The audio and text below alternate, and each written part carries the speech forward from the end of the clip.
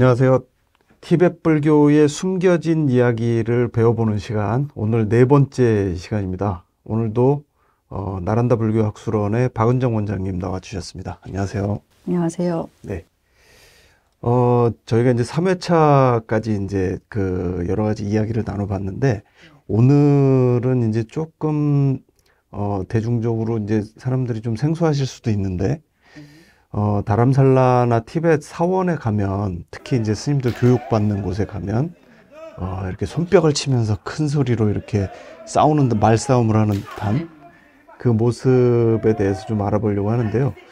그걸 이제 보통 이제 딱셀이라고 그러지 않습니까? 네, 딱새 한다고 그러죠. 네, 티베트어로. 예. 이제 그 티베트 사원에 갔을 때 스님들이 이제 막 손뼉 치고 막 약간 말로 윽박 지르는 것 같고, 그 다음에 막 뭐 발도 구르고,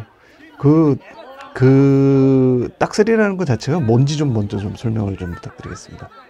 일단은 딱셀이라는 말을 하나씩 의미를 설명드리면, 딱이라는 게 이제 이유라는 뜻입니다. 그리고 셀이라고 하는 것은 밝혀야 하는 바라는 뜻이에요. 그래서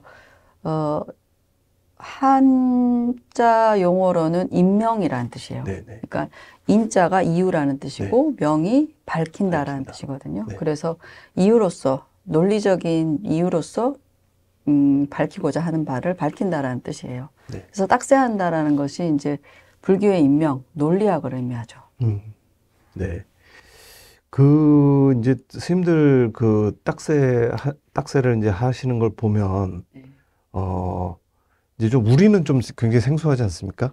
스님이고 출가자면 좀 이제 좀 뭐라 그럴까, 조용하고 고요하고 평안하고 약간 정적인 느낌이 느낌이 있는데, 배우시는 이제 학인 스님들께서 대중들이 막 보는 데서 넓은 마당에서 한 명씩 혹은 뭐 여러 명씩 이렇게 모여 앉아갖고 큰 소리를 내면서 막, 어떤 분들은 조용히 하시는 분들도 있는데 어떤 분들은 정말 싸우는 것처럼 막 큰 소리로 하고 상대방을 이렇게 막 좀 뭐라 그럴까요, 막 닦은다고 그럴까요? 막 윽박지르듯이 막 이제 소리 지르고 막 이러는 것들이 저희가 보기에는 좀 생소하거든요. 그거를 이제 논리적인 이제 토론이다, 뭐 대론이다, 이렇게도 번역을 할 수 있을 것 같은데, 그렇게까지 해야 되는 이유가 뭔가요? 그러니까 그 티베트에서는 이제 부처님의 가르침을 배우는 것, 그건 이제 우리로는 이제 교학을 배운다라고 얘기를 하잖아요. 교학을 배우는 과정이 대략적으로 한 17년, 18년 정도가 되고요. 그 교학을 배우는 과정에서 이제 부처님 가르침을 배우는 것인데, 그야말로 부처님 가르침이 이제 84,000법문이라고 하잖아요. 굉장히 방대한데, 티베트에서 이제 그 교학을 공부하는 방식은 이제 오브론을 배워요. 5가지 중요한 논서들을 배워서 부처님 가르침 전체의 어떤 구조나 큰 어떤 틀을 배우는 건데, 그 배우는 방식이 이제 강사가 이제 일방적으로 학인들에게 이제 주입식으로 뭐 강의식으로 가르치는 것이 아니라, 물론 이제 경전을 설명하는 방식도 분명히 있습니다. 그런데 가장 중요한 것은 그 경전의 내용들을 이제 기본적인 설명을 듣고 본인 스스로가 논리적으로 사고하는, 생각하는, 그래서 논리학이 기반이 되는 교육 방식이에요. 네. 그러니까 티베트 스님들께서 이제 교학 공부를 시작할 때 가장 바탕에 깔고 들어가는 그 논리학을 제대로 학습하고 자기 몸에 이제 좀 이렇게 좀 배이게 할 수 있게끔 하기 위해서 그 방법을 하신다, 그런 말씀이시죠? 논리학이 바탕이 되어 있고, 아까 말씀하신 것처럼 이제 보시면 아셨겠지만, 이제 어떨 때는 몸싸움도 하거든요. 격렬하게 서로 밀치기도 하고. 그러니까 왜냐하면 이제 대론이라는 방식이 이제 앉아서 대답하시는 분이 있고, 서서 이제 논리를 전개하는 사람이 있는데, 그러니까 앉아서 대답하시는 분이 엉뚱한 대답을 하면 논리적으로 그 사람의 잘못된 생각들을 논파를 하게 되잖아요. 그러면 이제 그것이 잘못됐다라는 것을 이제 논리적으로 전개하기 위해서 조금 흥분되는 상태가 네, 있긴 네, 하죠. 네. 그리고 각자가 가지고 있는 논리들이 다 다르기 때문에 자신의 논리들을 대중들 앞에서 이제 내보이고 싶어 하는 부분도 있는 것이고, 네. 그래서 이제 서로 하겠다고 이제 밀치고 하는 네. 그런 게 있습니다. 그래서 자칫 잘못 보면, 저 싸우는 거 아니야? 스님들이 네. 몸싸움 네. 하는 거 아니야? 라고 생각하는데 그렇지는 않고요. 네, 네. 예, 예. 예. 그래서 다람살라에 가면은 그 IBD라는 이제 교육기관이 있지 않습니까? 박 원장님 모교시죠? 예, 예. 제가 거기 첫 번째 그 입학생이었죠. 아, 예. 예, 예. 그 IBD가 보면은 이제 영어로 하면은 인스티튜트 부디스트 다이얼렉틱스. 그러니까 이 학교 이름에도 논리적인, 논증적인 뭐 이런 내용이 들어가 있는 걸로 봐서는 굉장히 이 논리학을 강조하는 티베트 불교의 특징이 있다라는 느낌이 드는데, 이렇게까지 논리를 강조하는 이유가 뭔가요? 그러니까 아까 말씀드린 것처럼 이제 교학을 공부하는 방식이 주입식이 아니라 어떤 논리학을 기반으로 하는 것인데, 사실은 이게 어떤 티베트의 그 전통, 고유한 어떤 독보적인 전통이라기보다는 인도 나란다 불교의 전통 방식입니다. 네. 그래서 이게 여러 가지 역사적인 어떤 연원도 살펴볼 수 있고요. 그 다음에 또 논리학 그 자체가 가지고 있는 여러 가지 의미들도 생각해 볼 수가 있는데, 역사적으로는 이제 그러니까 전통에서는 티베트 전통, 이제 인도 불교에서는 이제 어떻게 얘기를 하냐면, 결국에는 이제 부처님께서 유명해지신 이유가, 그러니까 우리가 일반적으로 뭐 부처님의 그런 원만한 상호, 그 다음에 뭐 오색 광명, 뭐 빛이 비치고, 뭐 그래서 그 굉장히 그 원만하고 그 수숭한 모습에 사람들이 감화받아서, 와, 부처님 너무 멋있다라든지, 그 모습에 그냥 감화되는 사람들도 있었겠지만, 결국에는 불교가 부처님의 가르침이 인도 전역에 널리 퍼질 수 있었던 것은, 외도들 때문이라고 봐요. 그러니까 외도들이 와서 이제 문답을 하는 것이죠. 문답을 할 때, 부처님께서 그 외도들의 문답에서 어떠한 답을 하신 건지, 그걸로 인해서 이제 인도에서 유명해지신 거죠. 그래서 티베트어로 외도를 부르는 여러 말이 있는데, 무택바라는 말이 있습니다. 근데 제가 공부할 때 어떤 강사 스님이 그 무택바가 가지고 있는 의미에 대해서 설명할 때 굉장히 일리가 있다고 느꼈었는데, 무택바라는 게, 무라는 게 가장자리라는 뜻이고요.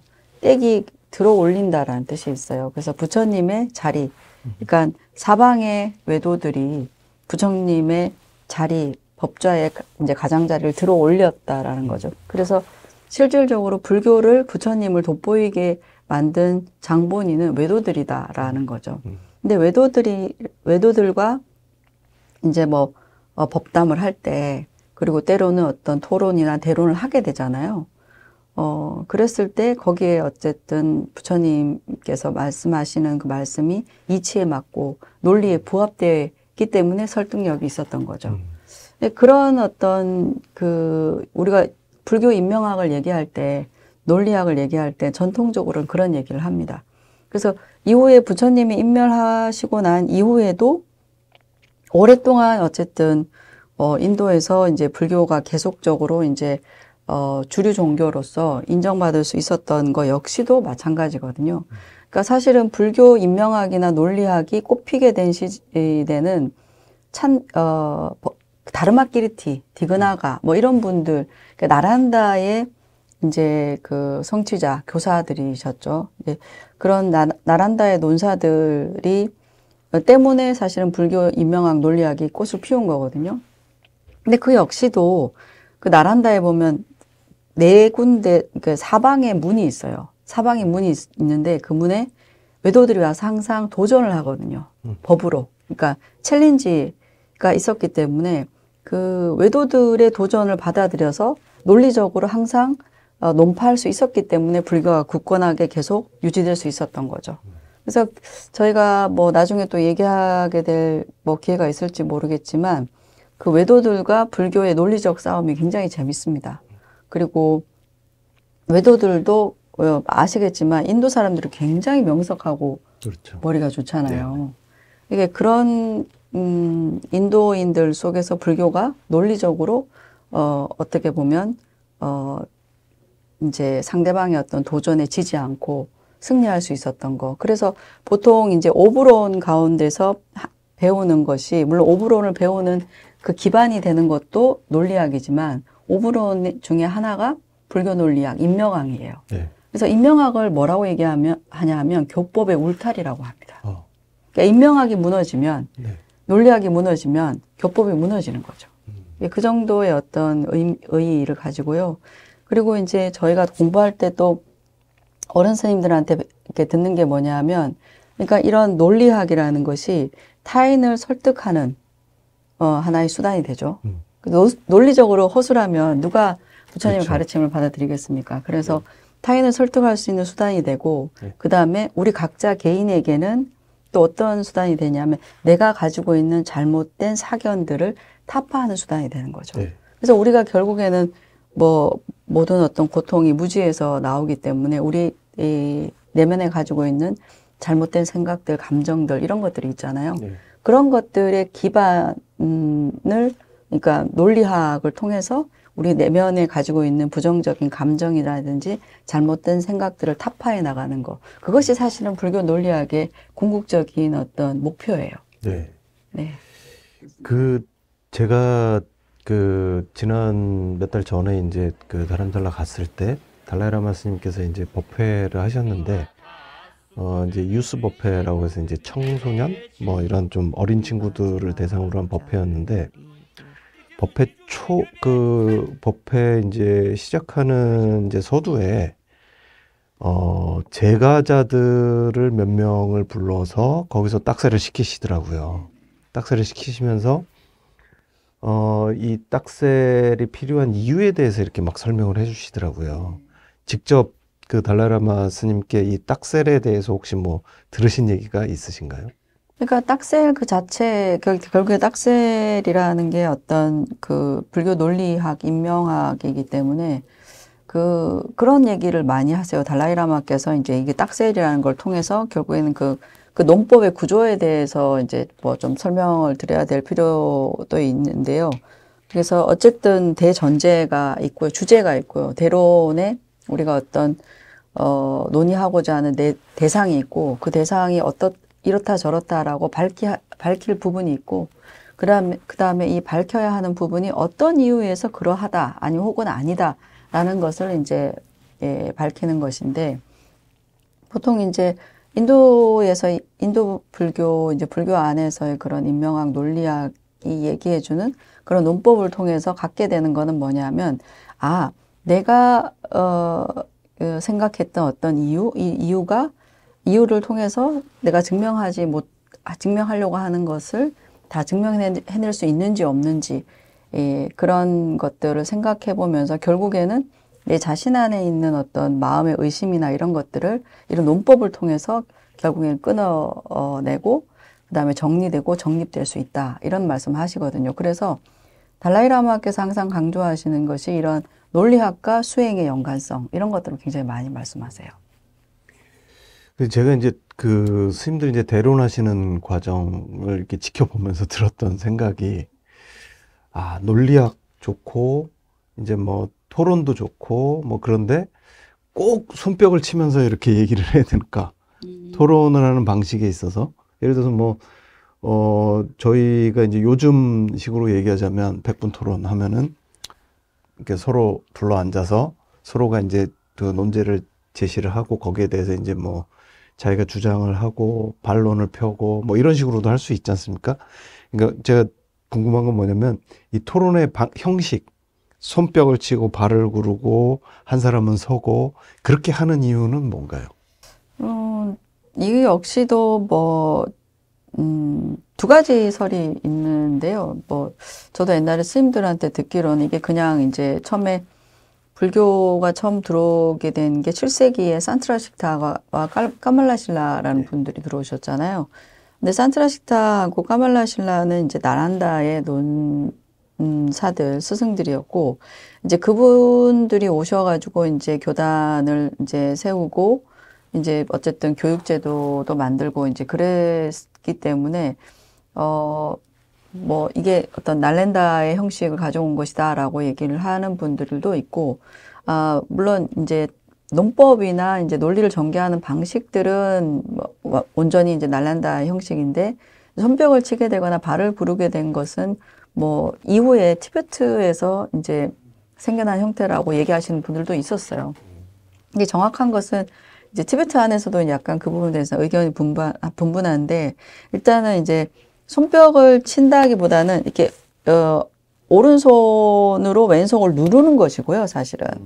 그리고 누르면서 그러니까 염주가 있지 않습니까? 염주를 이렇게 당겨요. 그렇죠. 이렇게 당기는데, 그러니까 이게 어떤 의미가 있냐면 사견과 무명을 누르고요.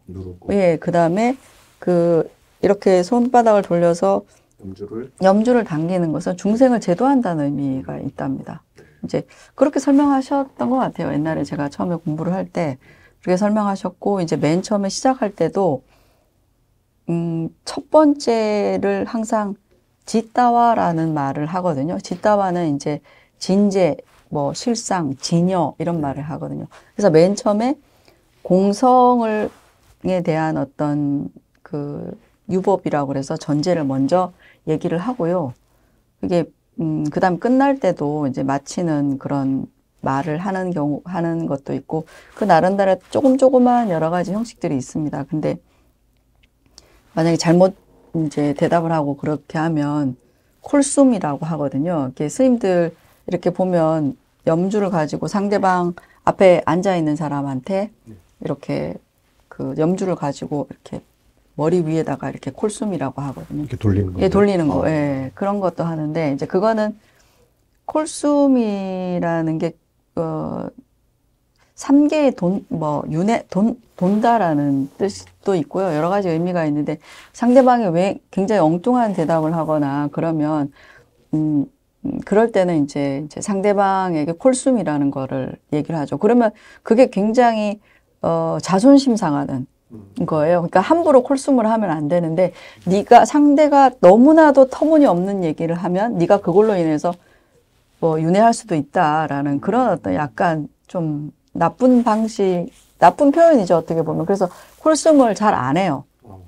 안 하긴 하는데, 가끔씩 정말 말이 되지 않는다, 너무 터무니없다라고 할 때는 스님들이 조금 흥분하면서 이제 콜숨을 하기도 합니다. 그래서 뭐 그런 것도 있고, 일단은 이렇게 외부에서 이제 대론을 진행을 해왔거든요. 옛날에도 이제 그렇게 스님들이 대론을 하는 장소를 최라라고 하는데, 최라는 게 법의 울타리라는 뜻이에요. 토론장이라는 뜻인데, 이제 거기에 어떤 특정 어떤 한 장소가 있고요. 아무 데서나 하는 건 아니고요. 그 특정 장소에서 이제 대론을 할 때는 한 사람은 반드시 대답하는 사람은 앉아서 하고, 이제 논리를 전개하는 사람은 이제 일어서서 하는 방식. 이제 그렇게 옛날부터 해왔던 것 같습니다. 근데 이제 그냥 이렇게 앉아서도 대론을 하거든요. 대론을 할 때는 손바닥을 치지 않고 손가락을 튕기면서 해요. 예, 튕기면서 이렇게 묻습니다. 그러면 뭐 대답해봐. 그러면 이제 대답하기도 하고. 손가락을 튕기는 것이 어떤 의미가 있냐면 실체성이 없다, 무자성, 뭐 공성 이런 걸 또 의미합니다. 그래서 달라이라마 존자님께서 법문하실 때 이제 처음에 이제 당신이 먼저 절을 하시잖아요. 삼배를 하고 법좌에 앉으시자마자 손가락을 튕기십니다. 그게 뭐냐면 당신이 설하는 이 법, 그리고 와 있는 이런 모르는 사람들, 내가 법을 설한다는 어떤 아상, 그리고 내가 설법자라는 어떤 상, 이런 것들, 그 다음에 상대방 듣는 사람들이 나에게 어떤 존경심과 이런 눈빛으로 막 볼 거 아니에요. 신심과. 이제 그런 것에 대한 어떤, 집착이나 상을 없애기 위해서 손가락을 먼저 튕기죠. 그렇게 하면 그게 이제 공성을 뜻합니다. 예. 그래서 공견을 가지고 공성의 사상을 가지고 법을 설한다는 그런 의미도 있고요. 그러니까 이게 모두 연관되어 있어요. 네. 제가 지난번에 이제 그 IBD에 있는 학인 스님들, 티베트 학인 스님들을 이제 몇 분을 만나서 이제 인터뷰를 하면서 네네.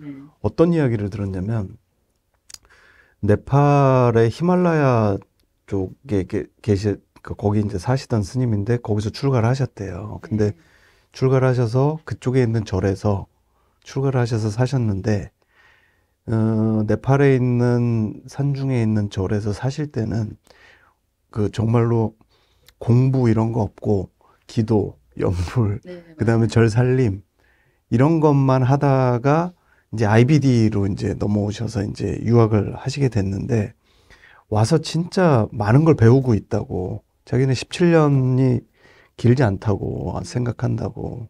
독일었으면 좋겠다고. 그리고 대론에 대해서 여쭤보니까 자기도 처음에는 이제 뭐 살기가 힘들어서 이제 출가를 했고, 출가해서 절에서 이제 뭐 기도하고 살림하고 이런 것만 하다가 불교가 뭔지도 모르고 있다가 와서 대론을 하고 수업을 듣고 하면서 정말 완전히 다른 불교를 보고 있다고 이런 말씀을 하시더라고요. 이 딱셀이라는 말을 체니라고도 부르나요? 아, 체니라는 말은 딱셀이라는 뜻과는 다르고요. 체니는 정이라는 뜻입니다. 네. 이게 정이라는 뜻이고, 그러니까 처음에 이제 그 교육과정에서 공부를 할 때, 논리학을, 기초 논리학을 배우고, 그 다음에 불교 용어? 수로들을 배워요. 근데 그런 수로들이 예를 들어서 뭐, 윤회, 아니면 뭐, 우리가 네 가지 이제 원인을 얘기를 할 때, 뭐 소연, 등무간연, 뭐 이런 불교적 용어들이 나온단 말이에요. 그 다음에 그런 불교적 용어들을 내 정의를 배워요. 그래서 이제 경전을 볼 때 처음에 이제 불교적인 용어, 수로에 대한 명확한 이해를 바탕으로 해서 해야 되거든요. 그러니까 이게 논리를 기반으로 해서 이제 토론을 하고 대론을 하고 또 불교를 배우지만 사용해야 되는 언어가 같아야 되잖아요.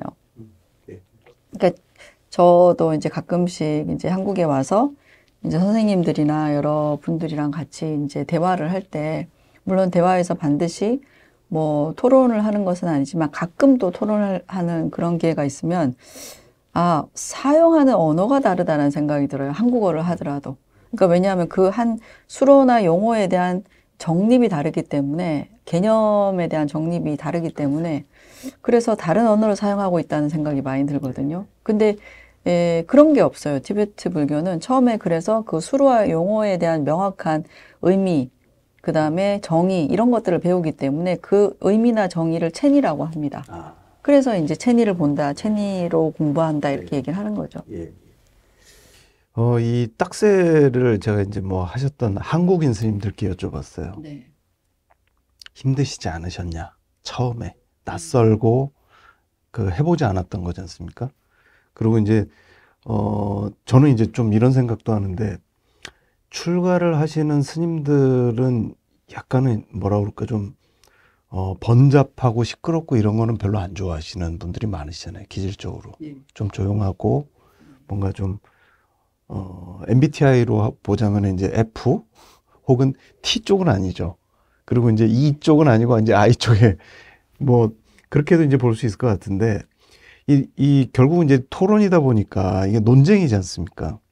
그러니까 논쟁이다 보니까 기질적으로 이렇게 적극적이지 않거나 조금 이제 조용하신 분들은 이 토론 수업이 굉장히 정서적으로 좀 힘들 수도 있겠다라는 생각도 드는데, 직접 해보셨을 거 아닙니까? 어떠셨나요? 저는 제가 그 IBD에 갔을 때가 2000년도거든요. 2000년도에 갔을 때는 아무도 없었어요. 제가 IBD에 정식으로 입학한 최초의 한국인이었고, 그러니까 뭐 힘든 게 결국에는 이제 언어적인 그런 것들이 힘들었고, 근데 요즘에는 솔직히 뭐 스님들께서 옛날보다는 굉장히, 제가 공부하던 시절보다는 굉장히 자료도 많고요. 그러니까 저는 정말 뭐 속된 말로 뭐 맨땅에 헤딩한다고 하듯이 진짜 그런 심정이었거든요. 그 이후에 지금 이제 통역을 하고 있는 양지혜 선생이 이제 입학을 하고 이후에 또 여러 한국 사람들이 오셨지만 처음에 이제 그 전통학제에서 공부를 한다는 것이 한 번도 경험해보지 못한 것이었기 때문에 너무나 이제 언어적인 소통부터 시작해서 경을 보는 방식이나 이런 것들이 너무 힘들었었죠. 근데 이제 저 같은 경우에는 제가 굉장히 내향적 인간이거든요. 아까 뭐 MBTI 말씀하셨지만. 그렇죠. 근데 이제 그런 건 있어요. 진리에 대한 탐구이기 때문에 이게 바깥으로 뭔가 이제 복잡하고 시끄러운 것들에 대해서 우리가 생각하는 것이 아니라 진리에 대한 탐구이기 때문에 각자가 그 내 내면에는 다양한 생각들이 일어나잖아요. 그리고 알고 싶은 것들도 있고 그렇기 때문에 이 진리의 탐구라는 입장에서 우리가 어떤 이런 티베트 불교 방식으로 통해서 이제 공부를 하게 되면 옛날에 몰랐던 것들을 굉장히 명확하고 구체적으로 알게 돼요. 근데 거기에 대한 어떤 기쁨, 환심이 굉장히 커지죠. 그래서 대부분 티베트 불교의 어떤 이런 전통 방식의 공부를 한 사람들이 만족도가 굉장히 높아요. 아마 지금 IBD에 계신 두 스님뿐만 아니라 뭐 남인도에 계시는 또 스님들도 계시거든요. 그리고 또 그 이전에 공부하셨던 수많은 또 스님들, 저 이후에 오셨던 수많은 후배 스님들도 마찬가지겠지만 굉장히 만족도가 높습니다. 예, 예. 예, 그래서, 정적인 사람들도 충분히 그 속에서 어떤, 진리에 대해서 알아가는 그런 만족도가 높다고 말씀드리고 싶습니다. 네. 예. 이제 지금 공부하시는 스님들께서 그런 말씀 많이들 하시더라고요. 뭐냐면, 정말 선배 스님들 그 학교에 재학하셨던 선배들이 그 정리해놨던 글들, 그 다음에 뭐 책들, 번역해 놓으신 것들, 이런 것들이 그래도 굉장히 엄청나게 큰 도움이 됐다. 그러니까 이제 그 말씀을 이제 뒤집어서 생각해 보면 박 원장님이 재학할 당시에는 정말 말 그대로 광야에서 맨땅에 헤딩하기였다라는. 그러면서 이제 스님들 말씀이 그런 말씀 하시더라고요. 처음에 이제 언어가 완전히 트이지 않고 했을 때는 이게 대화도 쉽지 않은데 토론을 해갖고 앞에 있는 스님이 뭘 얘기를 하는데 자기는 뭔가 얘기를 해야 되는데 말이 안 터지고 말이 안 나오죠. 답답하고 또 대론을 하는 상대편 티베트 스님도 답답하고. 왜냐면은 대론 시간이 가서 보니까 오전에 스님, 그 교수사 스님께서 이제 뭐 강론을 쭉 하시고 나면 점심 공양 하시고서는 대론, 그 다음에 또 대론 끝나면은 만트라 하고, 그 다음 저녁 때 또 대론. 대론을 그냥 거의 한나절 이상 하시는 거잖아요. 계속 대론만 하죠. 그게 처음에 말씀으로는 그냥 뭐 참 힘들었다 이렇게 말씀하시지만 말로 다 할 수 없을 정도의 그 힘듦이 있었을 것 같은데요. 처음에는 저는 맨 뒤에서 맨날 졸았어요. 왜냐하면 말을 못 알아듣고 맨날 졸았죠. 그리고 이제 저 같은 경우에는 미국에서 이제 어떻게 보면 졸업하신 분들과 이제 인연이 돼서 제가 왔었어요. 그러니까 속인인데 재가인으로서 그리고 여학생이 승가대학에 들어온다? 이거는 있을 수 없는 일이죠. 제가 졸업할 때까지 그 윗반 학인 스님들이 저와 그 이후에 그 양지혜 선생하고 뭐 또 다른 그 이후에 또 스님들, 비구니 스님들 또 몽고에서 온 여학생들도 있고 이랬었는데 많지는 않았습니다. 여학생들이 많지는 않았고요. 그랬을 때 학인 스님들이 굉장히 많이 반대하셨어요. 나가라. 저는 이제 2000년도에 그 인도에 도착해서 티베트어를 2001년부터 공부를 했어요. IBD의 분교인 사라학교에서 2001년부터 공부를 했고 2002년부터 이제 불교반에 들어간 거거든요. 그리고 달라이라마 존자님 통역을 2003년도에 했어요. 그러니까 저는 굉장히 어떤 공부에 대한 부담에다가 플러스 달라이라마 통역에 대한 통역에 대한 부담이 있어가지고 사실은 그때는 이 매일 스님께서 강의하시는 녹음을 녹음을 해가지고요. 그때는 이렇게 캐세트 테이프가 네. 있었잖아요. 그걸 이제 녹음을 해가지고 거의 깨어있는 시간에는 계속 그것만 들었던 것 같아요. 그것만 듣고, 그 다음에 이제 수업에서 이제 수업 가고, 그 다음에 대론 시간에서 처음에는 일어서서 이제 대론을 하지 못했죠. 말하자면 말이 제대로 안 나왔으니까. 그러다가 이제 옆에서 이제 스님들이 하는 거 듣고 이렇게 배우다가 이제 나중에 한 몇 주 지나면서 이제 일어서서 이제 대론하게 됐고요. 대론할 때도 굉장히 힘들었던 게 대론 파트너를 찾아야 되거든요. 근데 이제 파트너를 안 해주려고 그러는 거예요, 스님들이. 여자랑 파트너 하기 싫다는 거예요. 근데 뭐 이해하고, 근데 이제 저는 그러면 뭐 파트너 못 구하면 옆에서 이제 스님들이 하시는 거 듣고, 그렇습니다. 어디 가나 다 토세가 있기 때문에. 네. 근데 충분히 이해해요. 그러니까 어떤 스님들께서 이제 공부하시는 그런 곳에 이제 여학생이, 저는 정말 특별 전형으로 들어갔는데, 그리고 곧바로 달라이라마 통역관으로 발탁이 돼서 통역관으로 활동하고 있음에도 불구하고 학인들이 계속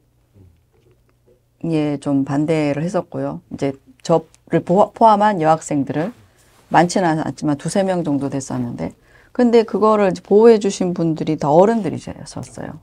그래서 어른 스님들이 이제 계속 공부하라고. 그러니까 학인 스님들의 반대를 어른 스님들이 이제 최종적으로는 이제 어른들이 이제 결정을 하시는 거기 때문에요. 그래서 공부를 할 수가 있었죠.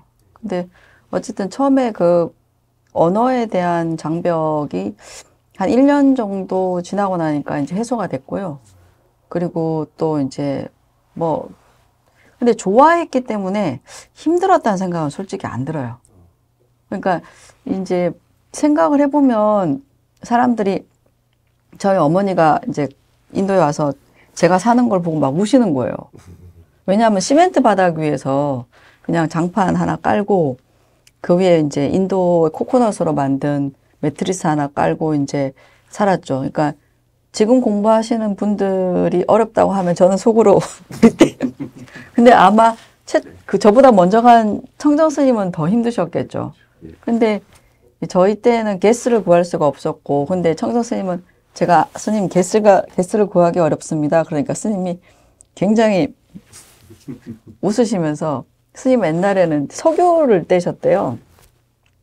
하여튼 그런 다 이제 시간이 지나면서 좀 더 환경적으로는 더 안락해지긴 했는데, 어쨌든 그렇게 이제 공부할 때, 저희 어머니가 되게 마음 아파하고 사람들이 어떻게 그렇게 지냈냐 하지만, 정작 본인인 저는 되게 행복했어요.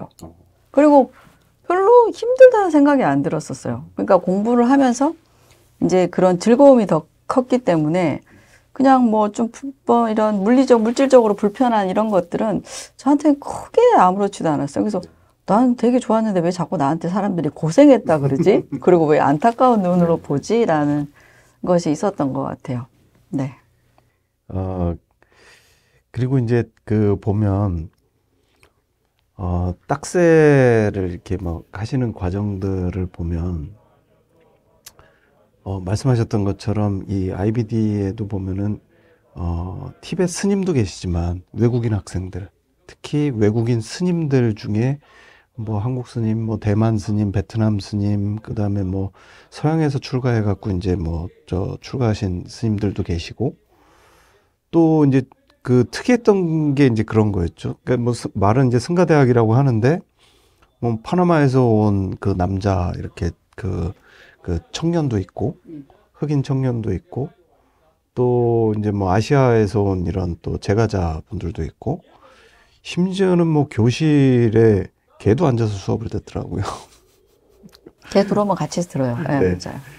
그러니까 이게 사실은, 승가대학이라는 정체성보다는 어떤 좀 좀 현대적이고 모든 사람에게 좀 개방된 형태의 그 교육기관이다라는 이런 느낌을 받았거든요. 예, IBD는 좀 그래요. IBD는 왜냐하면 이제 결국엔 학교거든요. 예. 학교고 대학이고 대학원까지 있는 불교 그냥 교육기관 학교이기 때문에 이 남인도에서 공부하는 전통 학제와 커리큘럼은 같아요. 네. 같은데 학교이기 때문에 졸업을 하는 거죠. 근데 이제 남인도 같은 경우에는 이제 평생 거기에서 이제 뭐 공부도 하고 또 뭐 후학도 가르치고 거기서 이제 살 수 있는 곳이고, 근데 우리로 얘기하면 이제 중앙승가대학 같은 그런 느낌이라고 보시면 돼요. 그러니까 근데 전통 학제를 그대로 담아서 뭐 15년, 17년 과정이 있는 것이고, 그리고 이제 달라이라마 저희 학교에 이제 서 공부한 사람들이 다 달라이라마 통역관들이 전부 다 저희 학교 출신이거든요. 그러니까 뭐 최초의 한국인 통역, 공식적인 통역을 했었던 뭐 저도 그렇고 지금 이후에 양지혜 선생이라든지 뭐 일본어 통역, 그 다음에 몽고, 중국어, 뭐 대만 분들, 대만 스님들 오셔서 중국어 통역, 그게 뭐 영어 통역은 물론이고요. 그래서 다 IBD 출신이고, 그래서 이제 외국인들한테는 굉장히 관대하고 허용적이었던 것 같아요. 그런데 그렇다고 해서 뭐 티베트인들, 속인들이라든지 티베트 이제 사미니 스님들이 공부할 수 있는 기회는 주지 않았던 것 같아요. 외국인들한테만 좀 관대하시. 네. 제가 궁금했던 것 중에 하나가 그겁니다. 뭐냐면 한국이나 대만이나 베트남의 비구니 스님들은 와서 수업을 듣는데 티베트 비구니 스님은 없으신 거예요. 그렇죠. 왜냐하면 그 티베트는 이제 사민인데 이제 사민이 교육기관 따로 있으니까요. 그렇죠. 굳이 여기 올 필요가 없는 것이죠. 그래서 왜냐하면 여기는 이제 외국인들은 특수한 경우라고 보고 제한적으로 이제 그렇다고 외국인한테 막 100명이면 100명을 다 받아주지 못했고 저희 같은 경우에는 딱 4명만 받았었거든요.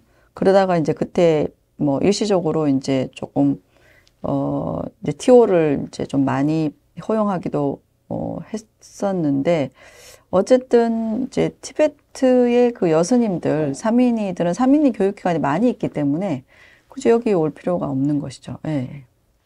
그 얘기는 티벳의 이 비구니계 혹은 뭐 비구니 그 문제는 나중에 한번 좀 더 자세하게 한번 다루기로 하고요. 그리고 이제 그 다람살라 그 남결 사원에서 이제 그 대론을 하실 때 보면 그 말씀하셨던 이제 쬐라 이 법의 울타리 이제 스님들이 이제 대론하시는 공간이 있지 않습니까? 근데 그 중간에 이런 통로나 이런 것들은 이제 관광객들이 막 다닌단 말이에요. 다니고 스님들이 이렇게 대론을 막 손뼉을 치면서 이제 하시면 그 과정을 너무나 재미있게 보는 거죠. 관광객들은. 네, 관광객 특히 뭐 인도 사람들, 그다음 뭐 한국 분들도 와서 저게 도대체 뭘 하는 거냐라는 이제 눈빛으로 다 보고 사진도 찍고. 근데 스님들도 전혀 개의치 않고 또 하세요. 또 아니요, 방해가 많이 됩니다. 사실은. 저도 제가 밖에서 보기에는 이거는 이거 참 어떻게 보면 굉장한 개방성이기도 하고 우리 같으면 좀 상상하기 어려운 장면들이거든요. 이게 이제 망명했기 때문이고요. 사실은 원래는 개방되지 않습니다. 예, 남인도 같은 경우에는 초라장에 함부로 들어가지 못해요. 못하고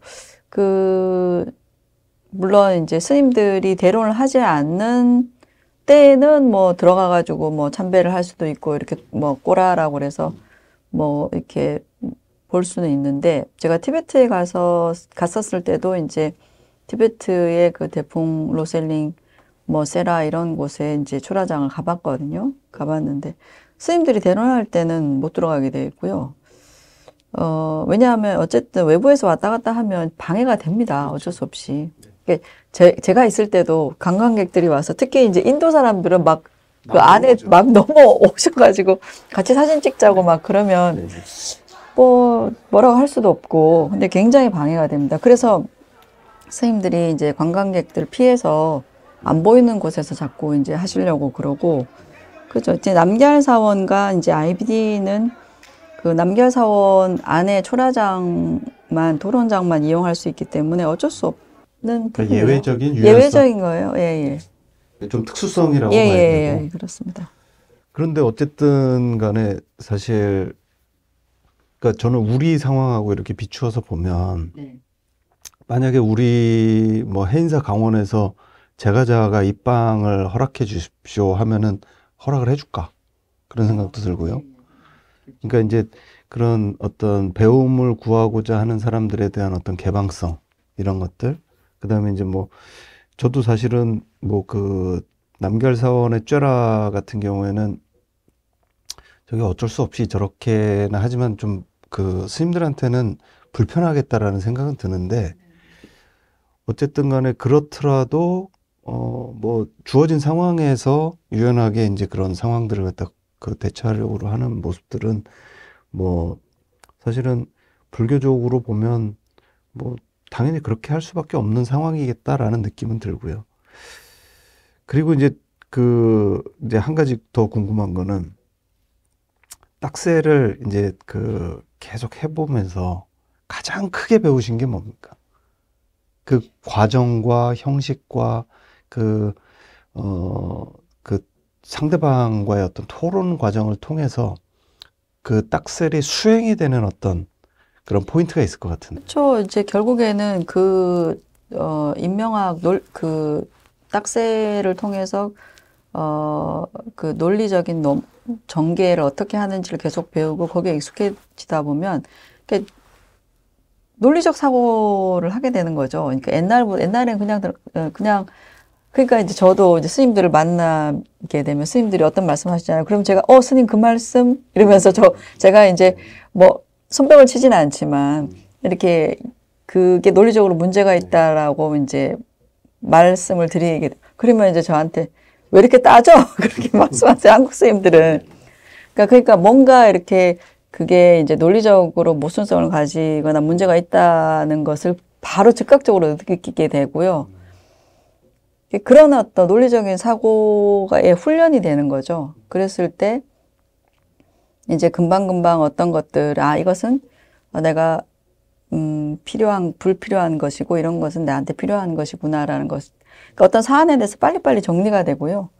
예, 여러 가지 뭐 어떤 수행적인 부분에서도 어떤 그런 논리적인 사고가 어쨌든 대단히 도움이 됐다는 생각이 듭니다. 그러니까 어떤 케이스별로 다 다르기 때문에 뭐 제가 그냥 도움이 됐습니다라고 하면 왜 저렇게 뭉뚱그려서 말하지라고 느끼실 수도 있는데 어쨌든 이 논리적인 사고를 통해서 이제 결국에는 이제 아까 말씀드린 것처럼 마지막에 지향하는 게 이제 지혜의 개발이고요. 지혜의 개발이 그럼 어떤 지혜를 개발하는 것이냐라고 했을 때 결국에 부처님이 얘기하신 영이라든지 공성에 대한 그런 지혜가 개발되는 거거든요. 이제 공성에 대한 지혜가 개발되면 결국에는 세상을 보는 관점이 좀 달라지는 거죠. 예, 이제 그건 것 같아요. 예. 또 한 가지 궁금한 게, 저희가 논리적으로는 토론이니까 저희가 감정을 배제를 하고 논리적으로 일종의 뭐 그 약속 대련하는 거 같은 거잖아요. 것 같은데, 약속 대련이라고 하더라도 토론이라는 게 서로 어쨌든 이게 그 말싸움 같은 부분이 끼어들지 않습니까? 그러다 보면 언쟁이 끼어들고 언쟁이 끼어들다 보면 아무리 서로가 그런 감정을 자제한다고 하더라도 자존심이 상하거나 혹은 어떤 뭐 예를 들거나 상대방을 논박을 할 때 감정이 상하는 경우가 있을 것 같아요. 있겠죠. 그리고 그 감정이 상하고 집에 돌아와서 생각을 하고 그 다음날 또 토론을 나가고 이러는 과정에서 이 논리적인 수행뿐만 아니라 사실은 감정적인 수행도 굉장히 많이 될 것 같다는 생각이 들거든요. 근데 이제 이런 게 있습니다. 그러니까 말씀하신 것처럼 내가 어떤 걸 대답을 했어요. 근데 그 대답이 잘못됐다라는 것을 이제 일어서서 이제 그 대론하는 사람이 논리적으로 논파할 수도 있고 또 어떤 게 있냐면 부처님의 어떤 경전에 근거해서 상대방의 이제 대답의 허점들을 이제 지적하게 되죠. 그렇게 되면 그거를 수긍하기가 받아들이기가 되게 어려워요. 그렇죠. 그리고 이제 또 상대방이 분명히 허점이 있는데 그걸 내가 논리적으로 명확하게 논파를 못했을 때 거기에 굉장히 아쉬운 마음이 생기는 거예요. 이제 그런 것들이 돌아가서 경절을 미친 듯이 보게 만드는 원동력이 돼요. 공부를 더 하게 만드는 원동력이 되고요. 사람에 대해서 감정이 생기는지는 않은 것 같아요. 그러니까 내가 자존심이 상하는 건 있어요. 네. 내가 대답을 잘 못했거나 아니면 내가 저 사람이 분명히 허점이 있는데 내가 뭔가 내 공부가 정리가 안 돼서 그리고 내가 아직까지 내가 공부한 것들이 뭔가 아직까지 완벽하지 못했기 때문에 내가 저 사람의 허점들을 명확하게 이제 그 논리적으로 논파하지 못했다라는 그런 아쉬움이 들면 엄청 가서 공부를 하게 되는 거죠. 이제 그런 건 있고, 근데 이제 결국에는, 이 대론을 할 때 시험을 쳐요. 1년에 한 번씩 시험을 치기도 하고, 또 1년에 한 번씩 뿐만 아니라 이제 어떤 대회 같은 것도 있거든요. 이제 그런 걸 할 때, 그래서 스승의 역할이 굉장히 중요한데, 거친 말, 그러니까 상대방을 뭐 비난하거나 이제 상대방에게 뭔가 악담이 될 수 있는 말, 거친 말을 못하게 합니다. 그게 기본 원칙이에요. 그래서 논리적인 얘기만 하고 그것이 이제 뭐 상대방의 대답이나 어떤 것들이 왜 논리적으로 잘못됐는지, 왜 모순되는지를 얘기하는 것이지. 그래서 내가 뭐 대답을 못했네, 내가 부족하네라고 해서 내 자존심이 상할 수는 있지만. 거기에서 뭐 화가 난다든지 뭐 그런 경우는 잘 없습니다. 그런데 가끔 이제 이상한 말을 하는 사람이 있죠. 상대방의 부족함에 대해서 직설적으로 좀 안 좋은 얘기를 하는 사람이 있겠죠. 근데 이제 재밌는 게 스승들이 이제 대론을 해서 이제 시험을 치잖아요. 시험을 치면 네 분 정도가 이렇게 앉아서 점수를 매기거든요. 근데 그 점수에 태도 점수가 들어가요. 그래갖고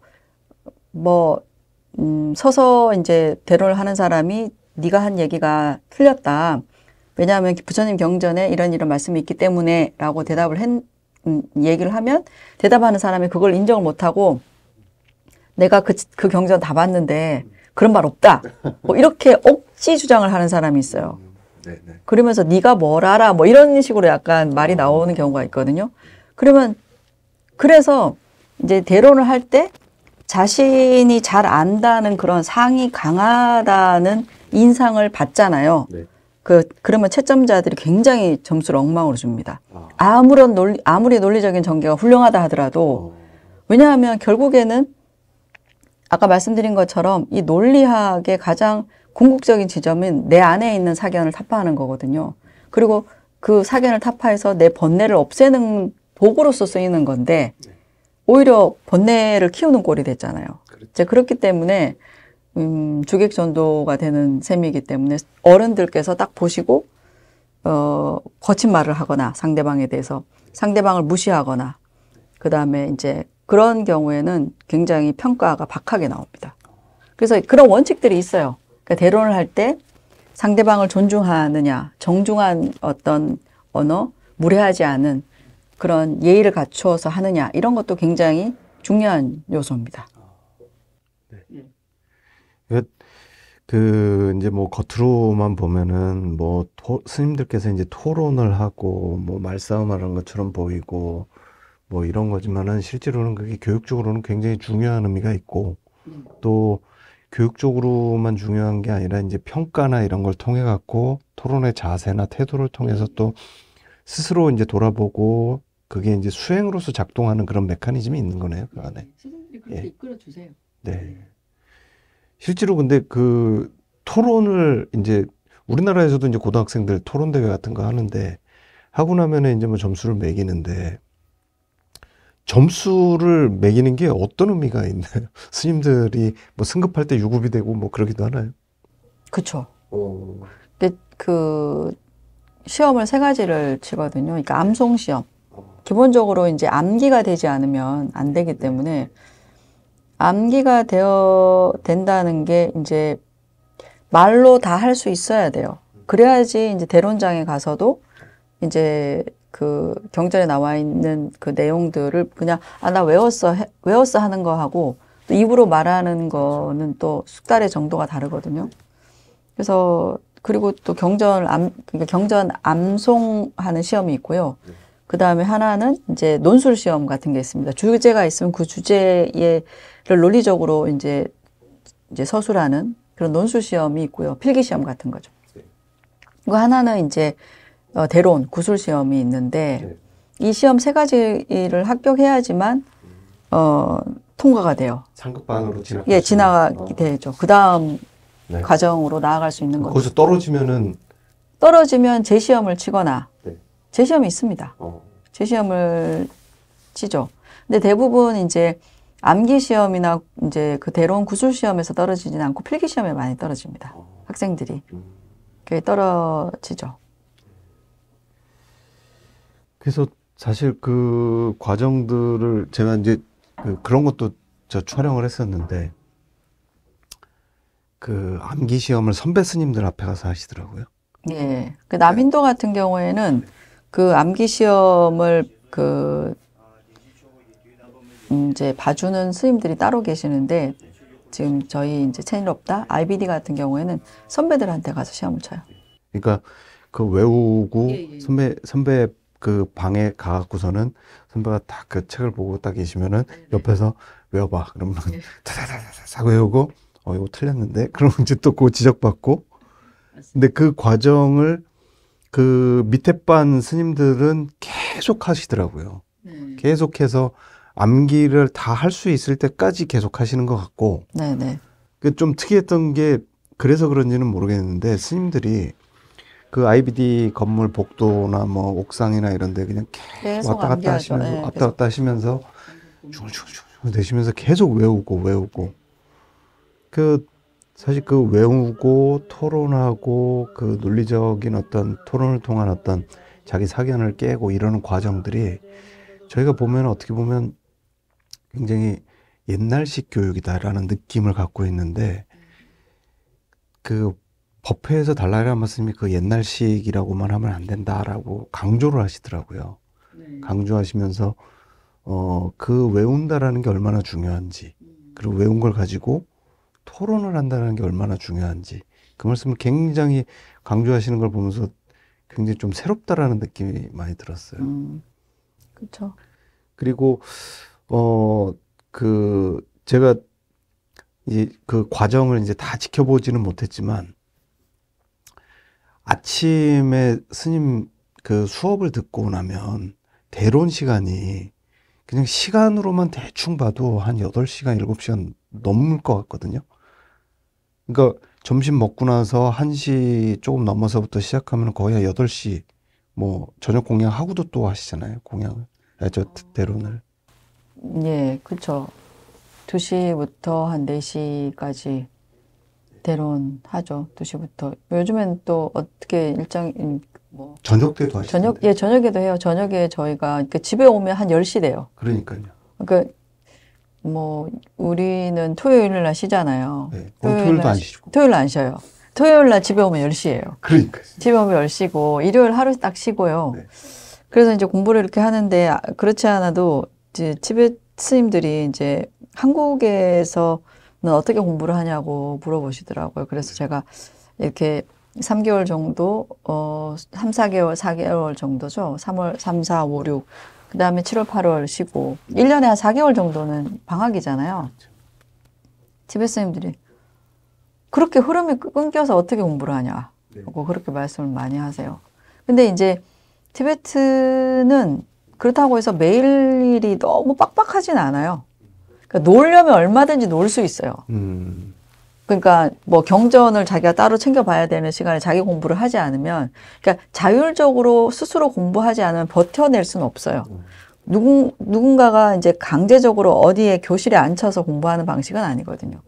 딱 그냥 스님들이 수업하시는 것은 1시간 반 경전 수업 1시간 반, 2시간까지는 안 되고 1시간 반 정도 될 텐데 그 시간밖에 없어요. 실질적으로 강제적으로 모여가지고 경전에 대한 설명을 듣는 수업은 그거밖에 없고 그 이후에는 사실은 자유시간이거든요. 어떻게 보면. 그렇죠. 근데 아까 말씀드린 것처럼 매번 암송 시험도 있고 중간중간에 어떤 시험들이 있기 때문에 그것을 해내려면 꾸준하게 계속 혼자서 경전을 보고 또 모르면 선배들한테 가서 묻고 그 다음에 또 대론장에 가가지고 결국엔 대론장에 가서 내가 혼자서 공부한 것들을 대론장에 가서 푸는 거거든요.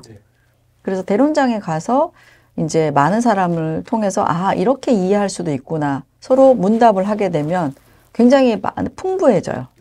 네. 제가 그리고 이제 그 티베트 스님들을 만나서 인터뷰할 때 그런 거를 여쭤봤었어요. 뭐냐면 티베트 스님들이라고 하지만 사실 티베트 스님들도 여러 부류들이 있지 않습니까? 예를 들어서 뭐 네팔에서 오신 분, 중국에서 넘어오신 분, 몽고에서 오신 분, 뭐 여러 스님들이 계시는데 한국 스님들하고 지내시기 괜찮으시냐? 그 뭐 한 십몇 년 같이 지내셨으니까 어떠셨냐? 물어보니까 하시는 말씀이 뭔가 이 불교 전통이 다른 데서 오는 어떤 그런 서로에 대한 이런 생경함 같은 게 좀 있으신 것 같더라고요. 그러니까 한국은 그래도 이제 좀 현대화가 된 나라고 조금 이제 그래도 좀 개인주의화가 된 그 문화가 있고 그러다 보니까 한국 스님들 처음 보셨을 때 어떠셨어요? 그랬더니 한국 스님들 깍쟁이 같았어요. 이런 얘기를 하시더라고요. 네. 근데 대론이라는 과정을 오랫동안 같이 이렇게 겪으면서 스님들과의 이런 어떤 그 관계나 이런 친밀성이 엄청나게 높아지고 신뢰나 이런 것들이 좋아졌다고 그런 말씀 하시더라고요. 박 원장님도 그런 경험 있으십니까? 사람들, 글쎄요. 저는 이제 그게 모르겠습니다. 개개인마다 다 다르기 때문에 저는 제가 들어갔을 때 저희 반 스님들이 2001년이죠. 2001년도에 2002년도구나. 2002년도에 들어갔을 때 다 10대였어요. 근데 저는, 어린 스님들. 예, 10대 스님들이었고, 18, 19, 다들 10대 후반이었고, 저 혼자 20대 중후반이었죠. 26, 7 이랬었거든요. 그러니까 저를 좀 친근한 누나, 지금도 보면 누나라고 불러요. 아자라고 부르는데, 친근하게 그렇게 봤었고, 그리고 그 스님들하고 공부할 때만 어울리지, 저희는 또 이제 다르기 때문에. 근데 저는 스님들하고 별로 그렇게 공부할 때 이제 격의 없이 그렇게 또 대론도 하고 서로 묻고 또 같이 서로 도움도 받고 이렇게 해서 글쎄요. 모르겠습니다. 이제 이게 개별적인 게 다 달라요. 저는 아무래도 속인이고 또 스님들은 또 한국 스님들은 어쨌든 좀 그런 우리 또 문화 독특한 또 그런 게 있기 때문에 스님들이 좀 어렵게 느끼실 수도 있었겠죠. 네. 그리고 끝으로 요 딱셀에 대해서 이제 이야기하면서 동아시아 불교 전통에서는 이제 보통 사교 입산이다. 혹은 문자와 언어는 분별망상의 종자다. 그래서 토론이나 논쟁 이런 거를 약간 좀 금기시하는 문화가 있잖아요. 그렇죠. 근데 이제 그런 전통의 이게 선종의 영향이라고 보는데, 그런 부분에 있어서 티베트 불교와 이제 한국 불교를 이제 꼭 비교해서 보자라는 얘기는 아닌데, 그럼에도 불구하고 그 선종의 어떤 그 수행법으로, 높은 수행법으로 가기 위해서 이 토론이나 이 학습이나 이런 것들이 교학에 대한 그 정립이나 이런 것들이 꼭 필요하다라고 느끼신 어떤 그런 게 현장에서 보고 느끼신 게 좀 있으실 것 같은데요. 근데 결국에는 이제 인간이 가지고 있는 사고와 지성을 활용하는 건데요. 근데 그쵸. 인간의 사고와 지성을 어떻게 활용하는지에 따라서 지혜가 개발될 수도 있고 분별 망상이 진짜 될 수도 있다고 보거든요. 근데 티베트도 두 가지 관점을 다 가지고 있어요. 티베트 안에서도 대론하는 것을 좀 부정적으로 보는 견해가 없는 건 아닙니다. 있습니다. 있는데 그러니까 마찬가지로 지금 이제 공부하시고 있는 스님들도 계시고 앞으로 한국 분들이 또 한국 스님들이 많이 가서 공부하실 텐데 결국에는 우리가 가지고 있는 인간의 어떤 사고나 지성을 통해서 지혜를 개발하는 쪽으로 쓰느냐 그렇지 않은 쪽으로 쓰느냐는 각자의 몫이거든요. 그러니까 이건 약간 여담인데 베트남 지금 가보셨지만 베트남 스님들도 공부하시는 스님들이 많잖아요. 근데 베트남 현지에서 어떤 게 있냐면 대만도 약간 그런 게 있는데 거기 가서 공부하고 온 스님들이 너무 프라이드가 높다는 거예요. 이제 왜냐하면 정말 이제 그런 진리를 새로 알게 되는 그런 만족감이 크고 또 내가 이걸 알았다라는 어떤 암안심 이런 것들이 있다 보니까 그게 이제 부정적으로 나타나는. 예, 자국에 돌아와서 그러니까 자국에 있는 스님들을 약간 낮추어 무시하게 보는 그런 경향이 있는 거예요. 그러니까 이거 굉장히 위험하다고 보거든요. 근데 그래서 이게 그런 문제점들이 앞으로 있을 수도 있다고 저는 생각을 하는데 결국에 어쨌든 이제 공부를 하는 사람들이 자신이 이러한 논리적인 어떤 방식, 티베트의 전통, 그러니까 인도 불교의 전통을 의 방식으로 공부를 해서 이게 어떻게 스스로가 변화되고 노력해야 되는지 그 중심을 잡고 있어야 돼요. 그게 가장 중요한 거고. 그런데 어쨌든 기존에 이제 티베트 안에서도 이제 이런 그 인명학, 논리학을 통해서 공부하는 것에 대한 부정적인 것들이 이제 그런 거죠. 잘못 이것들을 쓰게 되면 이제 암만심이 높고 분별망상이 많아진다라는 그런 견해들이 있어요. 견해들이 분명히 있기 때문에 그런데 어찌되었건 인도 불교 안에서는 이러한 어떤 논리를 통해서 지혜를 개발하는 방식이 분명히 존재한다는 거죠. 그래서 그런 부분들을 말씀드리고 싶고요. 그 다음에 뭐 말씀하셨듯이 이제 선종에서 이런 방식으로 이제 교학을 배우고 논리적인 방식들이 분별망상이 많아진다라고 하는 부분이 그것을 뭐 100% 동의할 수도 없지만 그렇다고 해서 100% 아니다라고 드릴 수도 없거든요. 방금 말씀드렸던 이러한 예들이 있기 때문에. 근데 이제 어쨌든 전통적으로 인도 불교, 이제 티베트 불교에서는 이제 지혜를 개발하기 위해서 인간의 사고나 지성을 쓰는 것이 굉장히 유익하다고 보고 이것이 지혜를 개발하는 하나의 방식이고 그것을 통해서 이제 수행으로 분명히 연결돼서 이제 깨달음이라는 어떤 결과를 얻는다라는 그런 어떤 기본적인 어떤 확신이 있는 것 같아요. 네. 예, 그렇습니다. 예. 오늘은 이제 그 여러분들께서 이제 그 티베트 사원이나 이런 곳에 갔을 때 가끔씩 접할 수 있는 뭐 많은 곳에서 접할 수 있는 건 아니고 이제 그 대론하는 과정이 좀 공개된 곳에서 이제 접하시는데 다람살라 같은 경우는 이제 접하시는 분들이 많아서 혹시 궁금해하실 수 있을 것 같아서 딱셀이라는 게 뭔지 티베트 불교에서의 어떤 토론 교육이라는 게 어떤 것인지 어떤 의미를 갖는지 그리고 그것이 갖는 어떤 여러 가지 불교적 의미들 이런 것들을 좀 자세하게 좀 그 이야기 나눠봤고요. 오늘 과정을 통해서 사실은 이 티베트 불교의 교학 그 다음에 승가 교육까지 나중에 이제 조금 더 확장해서 알아보면 이런 그 토론의 문화나 이런 것들이 왜 중요한지도 한번 저희가 다시 한번 생각해 볼 수 있는 기회가 될 것 같습니다. 예. 네.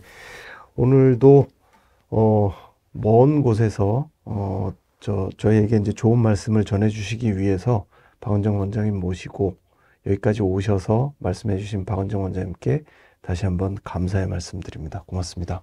예, 고맙습니다. 네. 저희는 다음 시간에 티베트 불교의 숨겨진 이야기 재미난 소재를 가지고 다음 시간에 다시 찾아뵙도록 하겠습니다. 오늘 시간 이것으로 마치겠습니다. 감사합니다.